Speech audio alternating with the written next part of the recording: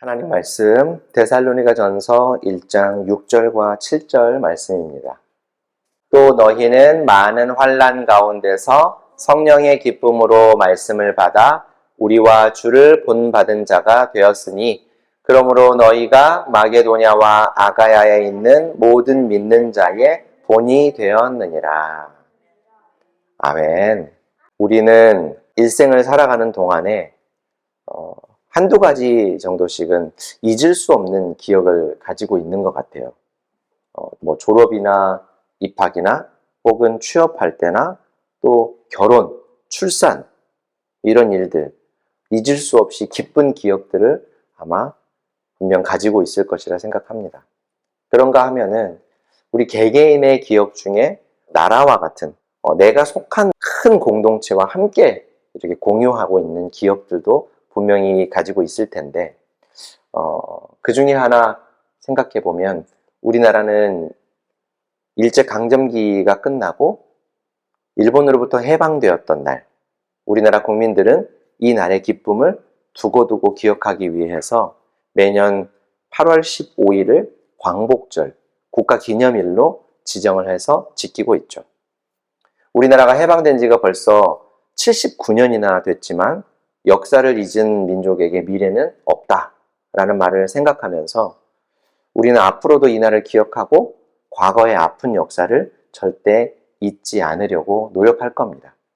근데 요즘 우리가 잊을 수 없고 또 잊어서는 안 되는 역사, 우리의 아픈 역사를 일부 사람들이 좀 왜곡하고 훼손하는 것 같아서 국가적으로, 사회적으로 좀 공분을 사고 있어요.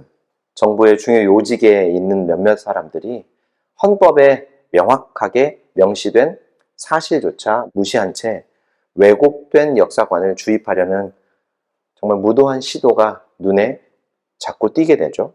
그래서인지 어제도 저희 가족이 오후에 청란 호수공원에 잠시 들렸는데 10대 청소년 몇 명이 자전거에 일장기를 꽂고 달리는 광경을 목격했어요. 그 친구들이 무슨 이유로 일장기를 그렇게 꽂고 다녔는지 사실 잘 모르겠지만 대한민국의 헌법이 국민의 양심과 종교와 집회, 결사, 학문, 예술, 표현의 자유를 다 보장하고 있고 비록 헌법에 명시되어 있지는 않지만 세계 인권선언 18조와 더불어서 사실상 사상의 자유도 보장을 하고 있는 나라가 우리나라니까 그 친구들을 합법적으로 제재할 수 있는 방법은 없지만 35년간 일본의 만행으로 씻을 수 없는 고통스러운 상처를 가진 우리 대한민국 국민들의 정서로서는 도무지 이해가 되지 않고 그냥 지나치기가 어려운 일인 것 같아요. 간혹 미국이나 영국의 국기가 그려져 있는 옷을 입는 분들을 우리가 길가에서 만날 수도 있지만 그렇다고 해서 크게 그분들을 신경 쓰지 않는 것을 보면 다른 나라 국기여서 문제가 되는 게 아니라 우리나라의 아픈 역사와 지금도 잘못을 인정하지 않는 그 일본의 비양심적이고 무도한 태도가 문제가 되는 것이죠. 자, 아무튼 조국이 해방을 맞은 날을 우리 중에 우리는 지금도 광복절로 지키고 있지만 사실 그 광복절, 해방한 그 날을 실제로 경험한 분은 없죠. 우리 어린이들, 저희뿐만 아니라 저희 어머니 세대도 광복을 경험한 분은 없어요. 그만큼 오래된 일이라는 거죠. 자, 그래서 우리가 함께 공유할 수 있는 기억을 한번 조금 더 찾아본다고 하면 최근 기억으로요. 아마 2002년 월드컵이 그 중에 좀 강렬한 기억이 아니었을까 싶어요. 그런데 이것도 벌써 20년이 넘은 일이라서 우리 어린이 성도들은 태어나지 않았을 때 일이기 때문에 공감하기 좀 어려울 수도 있지만 그날의 감동과 기쁨을 한번 잠깐 같이 이야기해 볼게요. 때는 바야흐로 2002년 6월이었습니다. 우리나라와 일본에서 월드컵 경기가 열렸어요. 월드컵은 지구촌 이웃들이 함께하는 올림픽 다음으로 큰 스포츠 축제죠. 우리나라는 2002년 전까지 4회 연속 월드컵 본선에 진출한 국가였고 아시아에서는 우리나라, 일본, 그리고 또 중동의 이란이라든지 이런 나라들과 함께 아시아에서는 그야말로 맹주로 가장 강력한 나라로 손꼽히는 나라였죠. 그럼에도 정작 본선에서는 그때까지 단 1승도 거두지 못한, 한 번도 이겨보지 못한 약팀 중에 약팀이었습니다. 그런데 그동안 월드컵 개최국이 월드컵 본선에서 16강에 들어가지 못한 적이 단 한 번도 없었기 때문에 1승도 거두지 못한 우리나라로서는 걱정이 이만저만이 아니었죠. 혹시 우리나라가 최초로 16강에 들어가지 못하는 개최국이 되지는 않을까, 그런 불명예를 갖게 되지는 않을까 하는 걱정이 참 많았습니다. 그런데 이게 웬일이에요? 실제로 뚜껑을 열어보았는데 우리나라가 2002년 월드컵에서 16강이 아니라 4강에 들어가는 기염을 토했었죠. 벌써 20년이 훌쩍 지났음에도 여전히 그날의 기억이 생생한 것은 기대하지 못했던 성적을 우리가 얻게 되었기 때문에, 예기치 못한 기쁨을 맛보았기 때문에 그런 것이 아닐까 생각해요. 온 나라가 월드컵 축제 때문에, 축구 때문에 들썩거리는 축제가 되었고, 이전에는 축구에 관심이 있었든지 없었든지 간에 어린이부터 노인들에 이르기까지 정말 모든 사람이 모이면 축구의 이야기로 꽃을 피우곤 했습니다. 그렇게 월드컵 축구는 온 국민들에게 크나큰 기쁨을 가져다 주었죠. 오늘은 우리가 이런 기쁨, 예기치 못한 큰 기쁨에 대해 한번 살펴보려고 합니다. 바울은 데살로니가 교회의 성도들에 대한 걱정이 안도와 기쁨으로 변하게 되었고, 하나님 앞에서 감사의 기도를 드리게 되었다라고 말했죠. 그들에 대한 소식을 들으면서 바울은 하나님께서 데살로니가 성도들을 영원전에 택하시고 부르시고 구원하셨다라고 하는 사실을 명확하게 확인할 수 있게 되었다라고 말했어요. 비록 자신의 계획이 틀어져 버렸지만 그 하나님의 은혜로 바울은 기쁨과 감사를 맛보고 그 기쁨과 감사를 담아서 데살로니가인들에게 편지를 쓸 수 있게 되었던 겁니다. 바울은 오늘 데살로니가 성도들을 한 번 더 칭찬하는 말을 하지요. 6절 말씀이에요. 또 너희는 많은 환난 가운데서 성령의 기쁨으로 말씀을 받아 우리와 주를 본받은 자가 되었으니. 세 번역으로 같이 한번 읽어볼까요? 시작. 여러분은 많은 환난을 당하면서도 성령께서 주시는 기쁨으로 말씀을 받아들여서 우리와 주님을 본받는 사람이 되었습니다. 바울이 디모데에게 전해 들은 소식은 많은 환난을 당하면서도 그들에게 복음을 전한 바울과 그 일행들, 그리고 주님을 본받는 사람들이 되었다. 데살로니가인들이 그랬다라는 거예요. 하지만 이런 모습은 사실 그들의 힘만으로는 절대적으로 불가능한 일이죠. 성령께서 주시는 기쁨으로 말씀을 받아들였기 때문에 가능했다라는 것이 바울의 설명이에요. 이 말의 의미를 알기 위해서는 먼저 데살로니가 교회 성도들이 겪은 환난이라는 것에 대해 우리가 먼저 알아야 합니다. 환난, 근심과 재난을 뜻하는 말이에요. 마음의 근심과 몸의 큰 어려움, 몸과 마음이 몹시 힘든 상황이었다라는 것인데, 어떤 일이 있었길래 몸과 마음이 다 힘들었을까요? 여러 번 언급했었지만 그들은 예수를 믿기 시작하면서 여러 가지 어려움을 겪게 되었었죠. 일단 20개가 넘는 신을 섬기던 당시 이 지역의 특성상 지금껏 모두가 하던 여러 가지 종교적인 행위들, 종교적인 일들을 예수를 믿으면서부터 하지 않게 되었다라는 것은 문화적으로, 사회적으로, 감정적으로 고립되는 것을 피할 수가 없는 일이에요. 자, 여러분, 우리 사회만 하더라도 많이 현대화되고 과학이 발전하는 시대가 되었지만 여전히 여러 미신들과 그에 따른 종교적인 행위들이 아직도 존재하고 있죠. 요즘도 가끔 보면 영화를 제작하기 전이나 영화를 개봉하기 전에 잘 되게 해달라라는 의미로 돼지머리를 앞에 놓고 다 같이 거기에 절하고 고사를 지내는 일도 종종 볼 수가 있고요.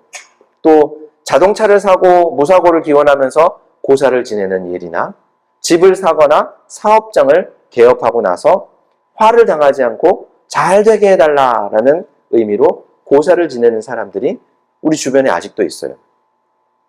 이런 일들은 종교적인 의미를 갖기도 하지만 또 때로는 이웃과 함께 문화적인 어떤 공감대를 형성하는 매개체가 되기도 하죠. 마치 축제나 파티처럼 이웃들을 초대해서 같이 즐기기도 한다라는 거예요. 그런데 이런 일들을 갑자기 예수를 믿게 된 이후로 하지 않았다라고 생각해 보십시오. 아마 분명히 옆집 사람이 집을 산 걸 알고, 차를 산 걸 알고, 또 사업장을 개업한 것을 알고 있는데 이전과는 다르게 고사도 안 지내고 초대도 안 한다고 생각을 해보세요. 그러면 사람들이 수근수근하겠죠. 또 그런 일들이 몇 번 반복되다 보면 종교적으로, 문화적으로 공감대를 형성하고 있던 이웃 사람들과 자연스럽게 멀어지게 되기 마련이에요. 특히 그런 종교적인 일들을 좀 중요하게 여기시는 분들과는 좀 멀어지겠죠. 저희 부부가 아이를 셋 낳고 기르면서 돌잔치도 3번을 했습니다. 돌잔치를 하면 의뢰하는 중요한 순서가 하나 있죠. 어쩌면은 돌잔치에서 꽃이라고 할 수도 있고 모두가 모여있는 모두가 기대하는 순서 뭘까요? 돌잡이 하는 거예요. 저희는 3번 다 돌잡이를 하지 않았어요.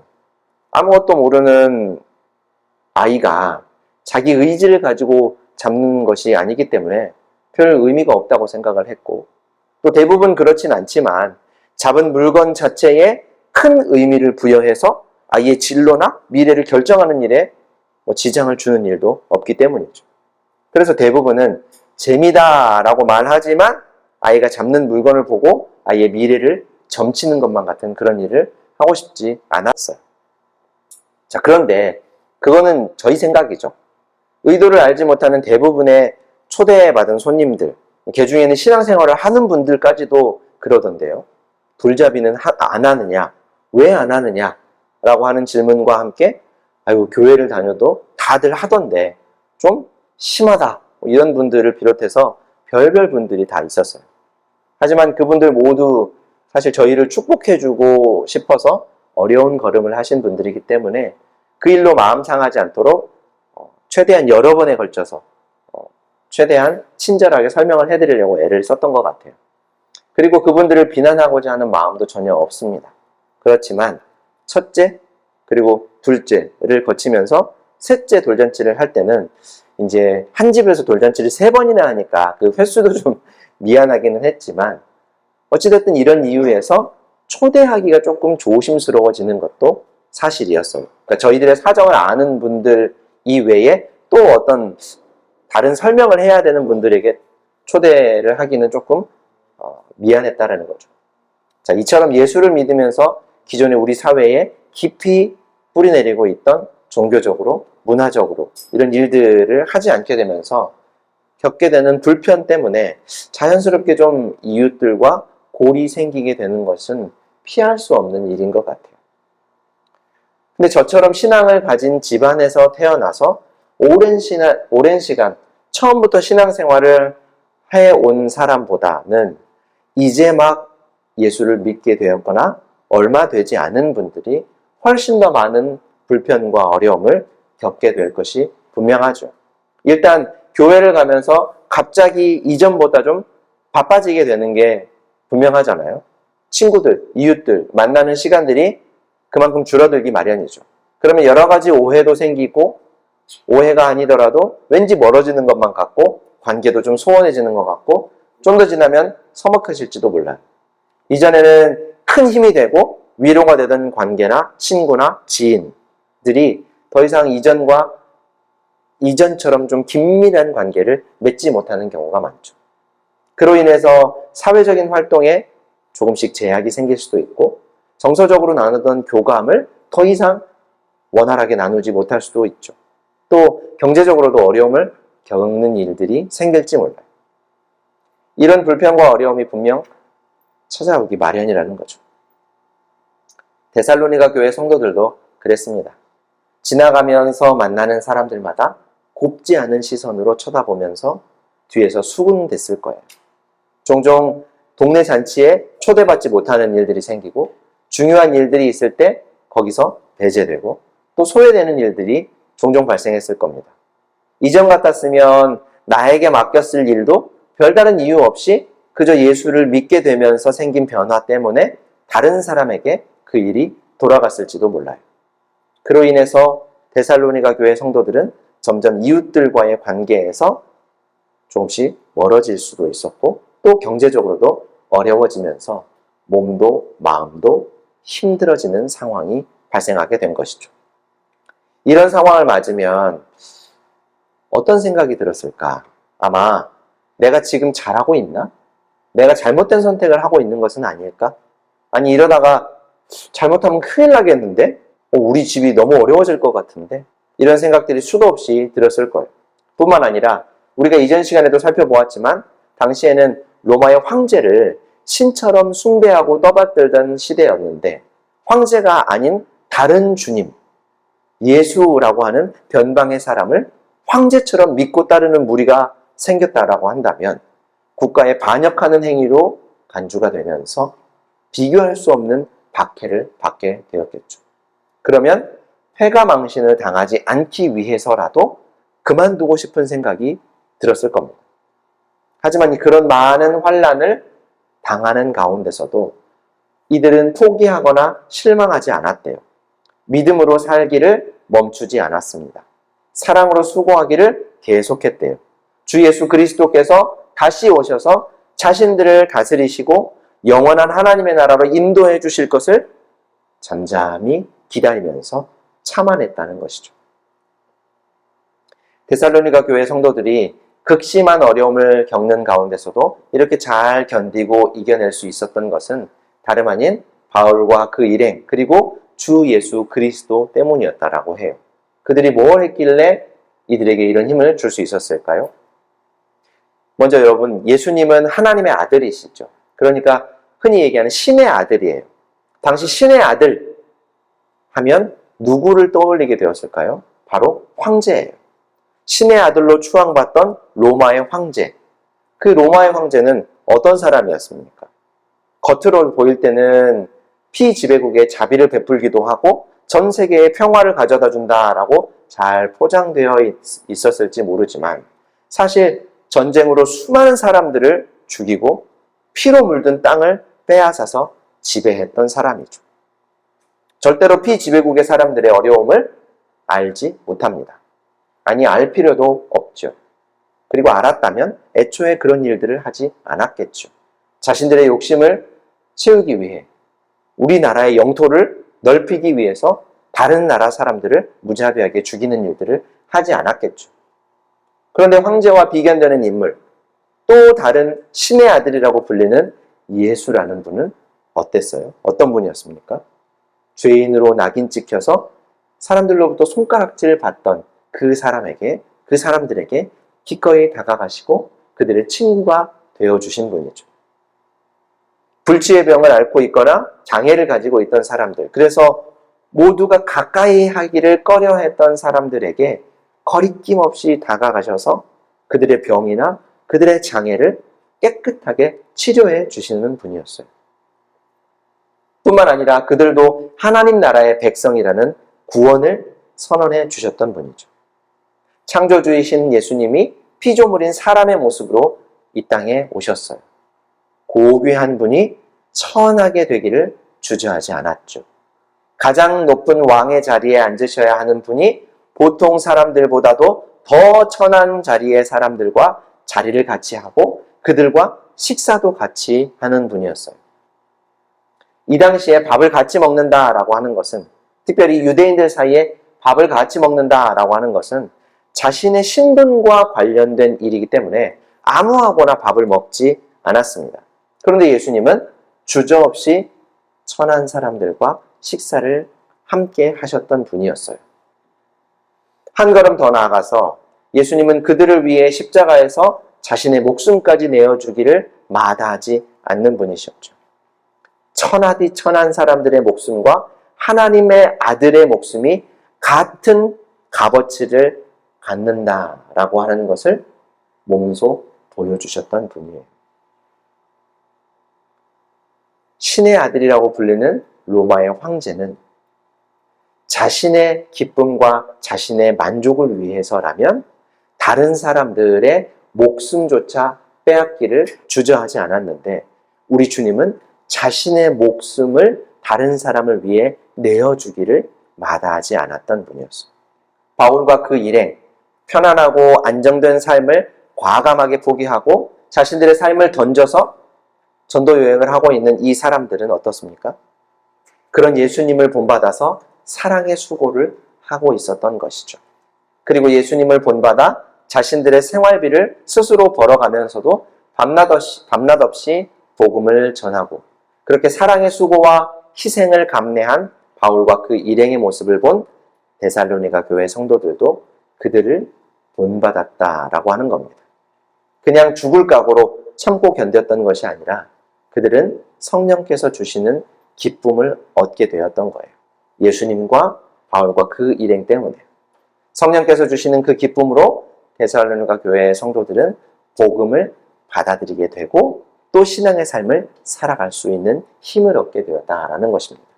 자, 사랑하는 성도 여러분, 데살로니가 교회 성도들이 누린 기쁨은 오늘 설교의 표현처럼 예기치 못한 기쁨이었어요. 그러니까 기대하지 못한, 바란 적이 없었던 큰 기쁨이었다라는 것이죠.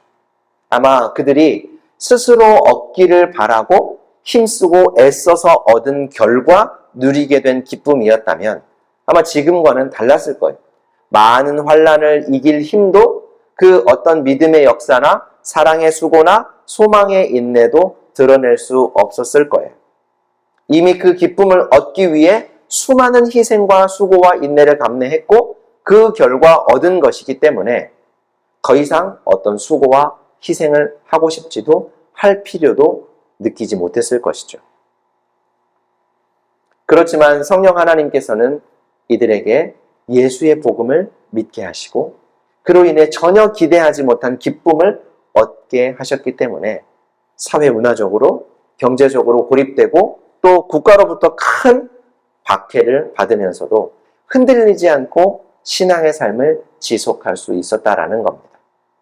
자신들의 수고와 희생의 결과 얻어진 기쁨이 아닌 믿음의 역사와 사랑의 수고와 소망의 인내를 위해 성령께서 자신들에게 주신 기쁨이기 때문에 이 일들이 가능했던 것이죠.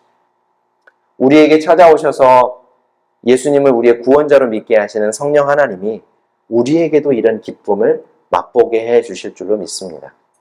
하나님의 크신 사랑과 은혜로 구원 얻은 복음 때문에 예기치 못한 큰 기쁨을 맛보게 하셔서 우리가 예수를 믿으며 겪는 불편과 어려움이 있다면 능히 이기게 하실 것입니다.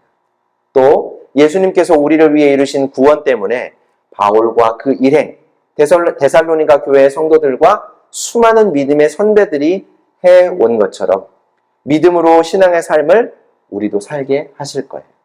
또 사랑으로 이웃을 위한 수고를 마다하지 않게 하실 것이고 여러 가지 힘든 일을 겪게 될 때에도 그리스도 예수와 그분의 나라에 대한 영원한 소망 때문에 끝까지 참고 견디고 이길 수 있게 하실 겁니다. 이 모든 일을 위해 성령 하나님께서 주시는 예기치 못한 기쁨이 우리 삶에 넘치게 되기를 주님의 이름으로 축원합니다. 사랑과 은혜가 풍성하신 하나님 우리 아버지, 우리를 구원하신 은혜에 참 감사합니다. 성령을 통해 우리에게 주신 예기치 못한 기쁨, 구원의 감격을 우리가 매일 누리며 살게 하여 주옵소서. 성령 안에서 이 기쁨을 영원히 누리며 주님 앞에 서는 그 날까지 믿음의 역사와 사랑의 수고와 소망의 인내가 우리 삶에 가득 열매 맺게 하여 주옵소서. 예수님의 이름으로 기도합니다. 아멘.